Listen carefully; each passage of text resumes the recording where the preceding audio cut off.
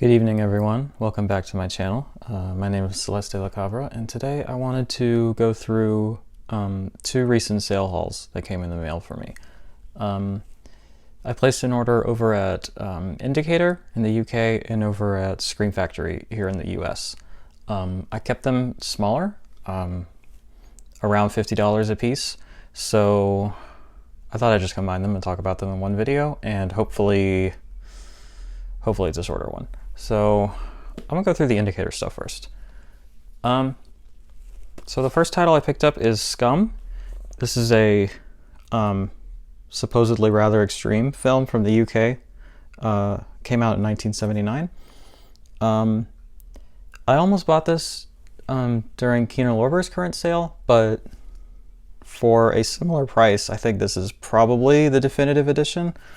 It comes with a pretty large book, well, a large booklet and a poster, and this nice hardbound case. It does have this sort of flap on it that I really don't like because there's nothing really I can do with it. It doesn't wrap around like the box sets do, and you know, they don't go well on a shelf, I guess. I haven't seen this yet, but I'm excited to check it out. So that's the first one. The second one is another limited edition. It's from Werner Herzog, and it's called Invincible. I've seen a few of his films before, and I wanted to get more into his filmography, and since this one was limited and the actual contents of the booklet inside contained information that I thought would actually help me a lot in my appreciation of the film, I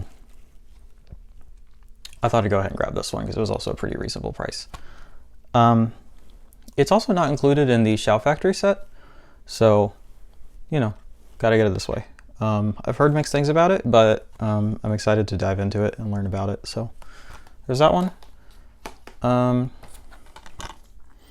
Next is a film by Bill Forsyth. It's entitled Housekeeping. This one is weird. It's interesting. My cat is being strange. Hopefully you can hear that.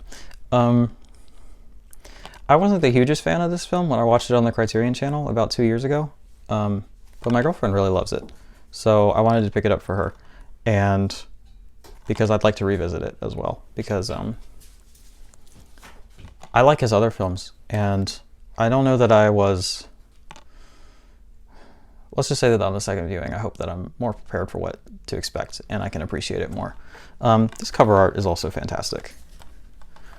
And last from the Indicator haul is another one that I have seen, and it's entitled Modern Romance from Albert Brooks. I am a fan of Albert Brooks, both as a comedic and a dramatic actor, and especially as a director. I watched everything that was in his bundle when he had one on the Criterion channel, and this one was definitely my favorite. There's a scene in it involving the Incredible Hulk that is among the hardest times I've ever laughed during a film. So yeah, Modern Romance, just a standard edition, but it was really cheap and I love it, so. Okay, so that takes us to the Scream Factory stuff, which actually just showed up today. It's gonna be really great to edit this and see just how much of my cat is in this video. The first pickup is probably the one I'm most excited about, which is the Rock and Roll High School 40th Anniversary Steelbook. I already have this in a protective bag, but I watched this one semi-recently, and I really fell in love with it. I think it's hilarious. I think it's really sweet and endearing. The main character is very relatable. This film is actually what got me to finally listen to the Ramones. You know, I've always known like their hits here and there, but it's not something that I was ever really compelled to dive deep into until I watched this film, and I was just so taken by the soundtrack and by their performances, and by Riff Randall's enthusiasm, that I finally went and listened to their discography at least some of it, and I ended up really enjoying it.